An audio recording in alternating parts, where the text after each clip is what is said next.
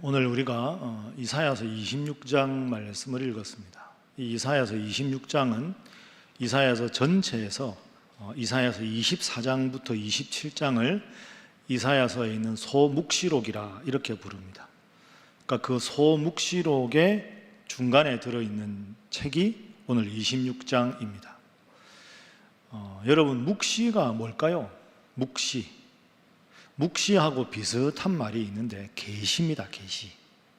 그러면 오늘 본문이 이사야서의 소묵시록에 속한다는 묵시하고 우리가 아는 성경 맨 마지막 책 요한계시록 할 때 계시, 이 묵시와 계시가 어떤 관계일까요? 묵시나 계시는 공통점이 있습니다. 그것은 앞으로 펼쳐질 미래에 대한 예언의 책이다 하는 거죠.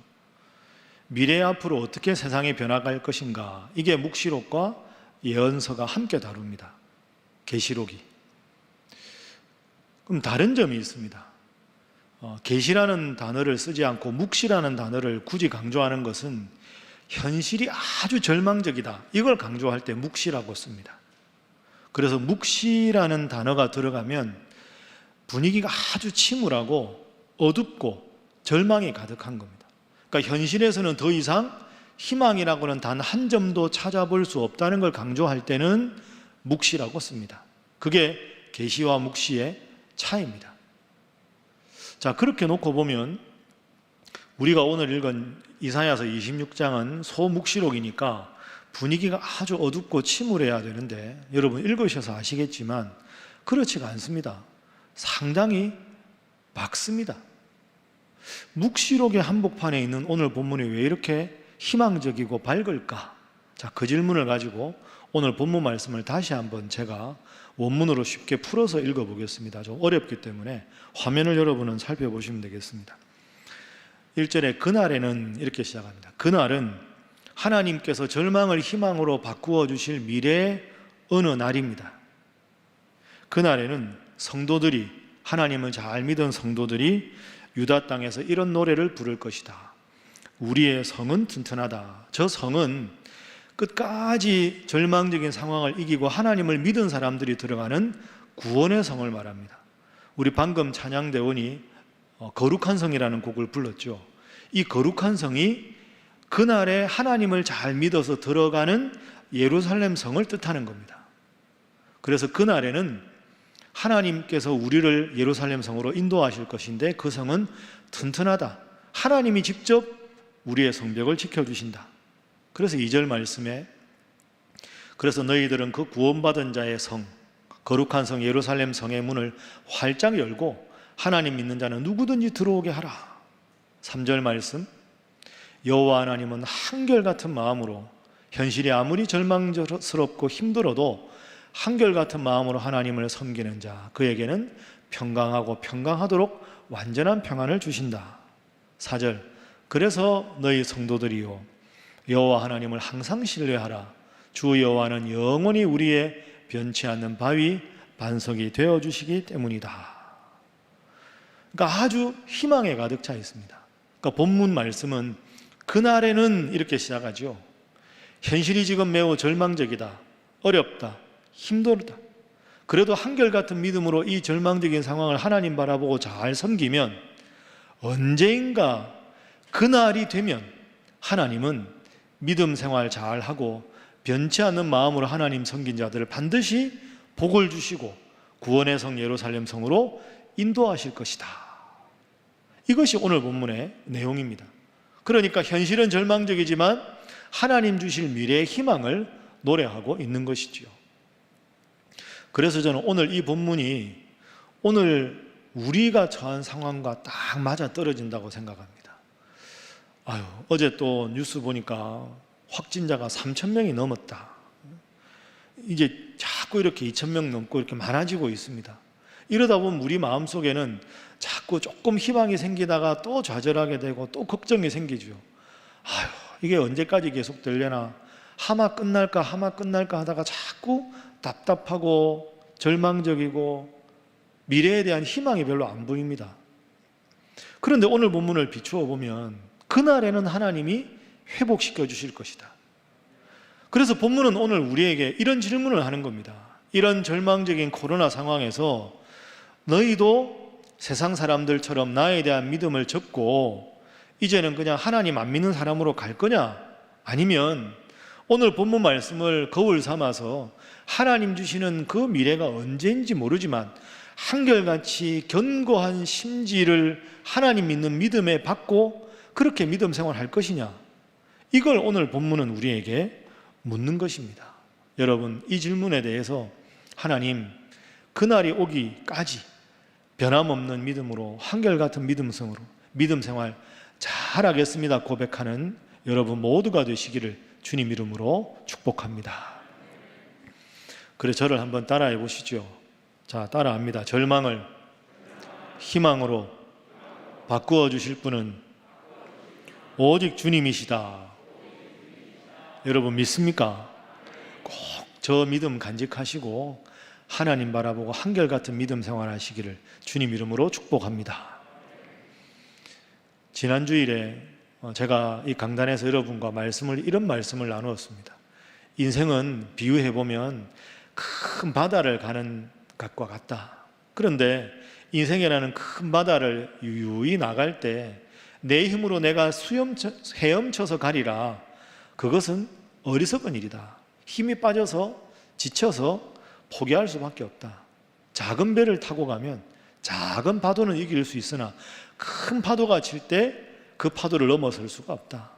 그럼 우리가 해야 될 일은 크루즈와 같은 큰 배, 그 어떤 파도에도 굴하지 않는 큰 배를 타고 인생이라는 바다를 항해하는 것. 하나님의 품 안에 있는 것이 우리가 선택할 바다. 이렇게 말씀을 나누었습니다. 그런데 제가 이번 주간에 한 기사를 읽고 그보다 더 적절한 비유가 있구나 하는 생각을 하게 되었습니다. 그 기사에는 큰 배와 빙산 아시죠? 북극에 떠다니는 큰 빙산. 이 큰 배와 빙산을 이렇게 비유해서 설명을 하고 있습니다. 어느 날 북대서양을 항해하는 큰 배가 있었습니다. 큰 배들이 이제 북대서양을 항해하고 있는데 파도는 거뜬히 넘어올 수 있는데 갑자기 큰 폭풍이 불기 시작합니다. 크고 작은 파도가 치면 큰 배가 아랑곳하지 않고 유유히 나갈 수 있는데 갑자기 돌풍이 불고 큰 폭풍이 오니까 이 큰 배도 기우뚱기우뚱 하는 겁니다. 폭풍이 부니까 막 집채만한 파도가 찾아오고 계속 몇 시간째 그런 일이 있으니까 큰 배도 제대로 속도를 내서 항해하지 못하는 거죠. 그러니까 그 배에 탄 승객들이 아주 불안해하고 초조해합니다. 몇몇은 선장실에 가서 선장에게 묻기도 합니다.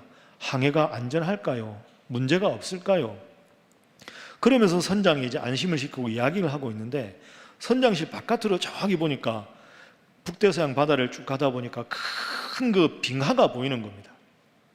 근데 빙하를 보니까 승객들이 의아한 점이 있었습니다. 큰 폭풍이 치니까 그 맞바람 때문에 배가 속도를 제대로 내지 못하는데 자꾸 떠밀려 가는데 신기하게도 그 빙산은 그 큰 폭풍에도 아무런 관계없이 유유히 그냥 태풍을 거슬러서 앞으로 쭉 나가는 겁니다. 그 승객들이 묻습니다. 아니, 이렇게 큰 폭풍이 치는데 어떻게 저 빙산은 전혀 굴하지 않고 반대 방향으로 저렇게 유유히 갈 수가 있습니까? 어떻게 폭풍의 영향을 전혀 안 받습니까? 그러니까 선장이 이렇게 설명하는 겁니다. 여러분도 다 아시는 겁니다.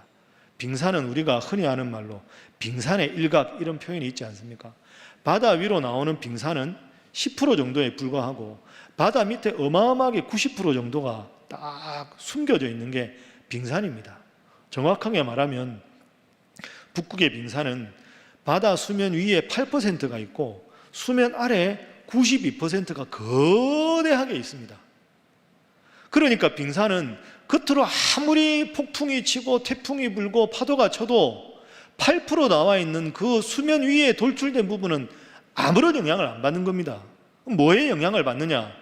바다 밑에 깊이 흐르는 해류의 영향을 받는 거죠.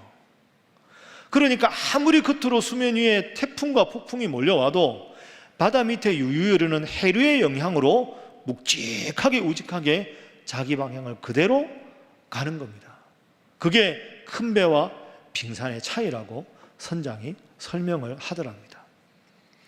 여러분, 제가 이 길을 읽으면서 이게 더 우리에게 적절한 비유가 되겠다.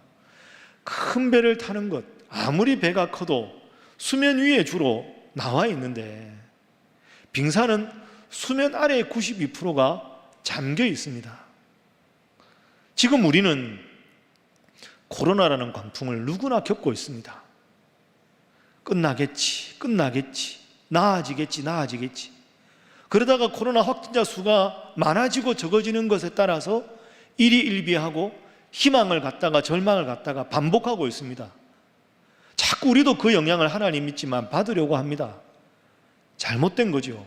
중요한 건 겉으로 보이는 환경이 코로나의 광풍이 얼마나 강한가 약한가가 중요한 게 아니라 우리의 마음 저 깊은 곳에 믿음의 심지를 견고하게 내리고 하나님께서, 눈에 안 보이는 하나님께서 나에게 주시는 마음 따라, 말씀 따라, 기도 따라 살아가는 것, 그것이 이 코로나 광풍에도 하나님을 잘 믿는 성도가 해야 할 바인 줄로 믿습니다. 그것을 오늘 본문은 우리에게 가르치고 있습니다. 그래서 오늘 본문 말씀 3절 말씀을 한번 보십시오. 3절 말씀 우리가 잘 아는 말씀이죠. 자, 우리 함께 3절 읽어봅니다. 시작. 심지가 견고한 자를 평강하고 평강하도록 지키시리니 이는 그가 주를 신뢰함이니이다. 아멘. 따라하겠습니다. 심지가 견고한 자. 그렇습니다. 여러분, 등불을 봐도 겉으로 불꽃이 막 타는 것 같지만 중요한 건 심지가 견고해야 합니다. 눈에 보이지 않는 심지가 견고하게 하나님 앞에 바로 서 있어야 우리가 화려한 불꽃을 태울 수가 있는 겁니다. 꼭 기억하십시오. 그래서 3절 말씀을 좀 더 쉬운 번역으로 해보면 여호와 하나님은 심지가 견고한 자, 한결같은 마음으로 하나님을 섬기는 자. 그렇게 한결같은 마음으로 하나님을 섬기면 아무리 불안해도 하나님은 평강하고 평강하도록 완전한 평안을 주신다. 이렇게 약속하셨습니다. 꼭 기억하십시오. 여러분, 지치지 않는 불꽃으로 이렇게 타오르기 위해서는 불꽃의 생명이 있는 게 아니라 보이지 않는 견고한 심지가 필요합니다. 꼭 기억하셔서 여러분, 현실이 참 힘들고 코로나가 계속되고 경제적으로도 위축되고 불안하고 건강이 자꾸 염려가 되고 이럴 때라도 보이지 않는 하나님이 나와 함께 하신다. 견고한 믿음의 심지를 깊이 뿌리내리고 세상이 줄 수 없는 3절에서 하나님만이 주실 수 있는 그 평안으로 이 모든 어려움 잘 이겨나가는 여러분 되시기를 주님 이름으로 축복합니다. 자, 그런 의미에서 우리 옆에 분들과 인사 한번 하겠습니다. 믿음의 심지가 견고한 자 되시기 바랍니다. 자, 한 번 더 할까요? 한결같이 하나님 잘 믿으시기 바랍니다. 오늘 딱 우리에게 필요한 귀한 말씀입니다. 여러분, 그 코로나 오면서 특별히 더 한국 교회가 사회적으로 자꾸 따가운 눈총도 받고 비판도 받고 비난도 많이 받고 있습니다. 목사로 저도 참 안타깝고 참담한 심정입니다. 그런데 이런 심정으로 제가 목회를 하면서 요즘에 자주 떠올리는 이야기가 있습니다. 여러분 잘 아시는 이솝우화의 해와 바람의 이야기입니다. 해와 바람의 이야기가 뭔지 기억나시죠? 나그네 외투를 바람이 벗길 수 있느냐, 해가 벗길 수 있느냐. 호기 있게 바람이 나서 내가 차가운 바람을 불면 그 바람 때문에 이게 겉옷이 날아갈 것이다. 그럼 내가 벗길 수 있다. 결국 그걸로 못 벗기죠. 더 옷깃을 추우니까 염입니다. 햇볕이 났습니다. 해가 나서서 따뜻한 햇볕을 계속 내리쬐니까 더워서 저절로 겉옷을 벗는 거죠. 나그네 외투를 벗기는 것은 아주 차가운 바람이 아니라 따뜻한 햇볕이다. 저는 이게 오늘 우리 한국교회에 더 필요한 모습이라고 생각합니다. 교회가 때로 잘못하는 것에 대해서 비판하고 지적하고 조목조목 말해서 시정하는 거 필요합니다. 필요하죠. 그러나 그것보다 더 중요한 게 있습니다. 따뜻한 햇볕처럼 이런 상황에서도 믿음 생활 잘하는 성도, 훌륭한 교회, 또 우리 교회 역사에서 참 존경받는 훌륭한 어른 목사님들, 그분들의 사례를, 모범적인 사례를 발굴해서 저런 모습으로 살아야 되겠구나, 그렇게 긍정적인 그런 모델을 자꾸 개발하고 보여주는 것, 그것이 한국교회가 더 바람직한 방향으로 가는 좋은 길이라고 생각합니다. 요즘 제가 그런 생각을 하면서 한국교회 아주 잘 알려진 분은 아니지만 꼭 앞으로 여러분들과 더불어 나누고 소개하고 싶은 분이 두 분의 목사님이 계십니다. 그분 중에 한 분을 제가 여러분에게 소개하려고 합니다. 첫 번째 분은요, 우리 교회를 창립하신 이일선 목사님이십니다. 그리고 두 번째는 저기 경상북도 안동에서 평생 목회하신 이원영 목사님이십니다. 먼저 이일선 목사님, 여러분 기억하시죠? 사진 한번 보시죠. 1945년 11월에 우리 교회를 설립하신 설립자 이일선 목사님. 근데 이일선 목사님 저 사진 밑에 보시면 1922년생이십니다. 그러니까 내년이 이일선 목사님 태어나신 지 100년이 되는 해입니다. 그래서 내년에는 특별히 우리 초대 목사님이 얼마나 훌륭한 분이셨고 얼마나 참 아름다운 선교를 하셨는가 하는 것을 여러분들과 더불어 나누는 시간을 좀 많이 가지려고 합니다. 그래야 우리가 하나님 믿는데 선한 자극도 되고 우리 교회가 얼마나 좋은 교회인가 자긍심을 가질 수 있기 때문이죠. 그래서 저분 이야기는 내년에 좀 더 많이 하기로 하고, 오늘 이 시간에는 두 번째로 소개하는 이원영 목사님, 바로 사진에 보이는 저분입니다. 저분은 1886년에 태어나셔서 1958년에 하나님 품에 안 계신 분입니다. 제가 올 초에 CBS 기독교 방송에서 한번 저분에 대해서 강의를 한 적이 있습니다. 저분이 지금 한복 두루마기를 입으셨는데요, 저분의 아주 중요한 특징은 조선조 가장 위대한 유학자인 퇴계 이황 선생의 직계 14대 손이라는 겁니다. 그런데 저분이 목사님이 되셨습니다. 퇴계의 후손이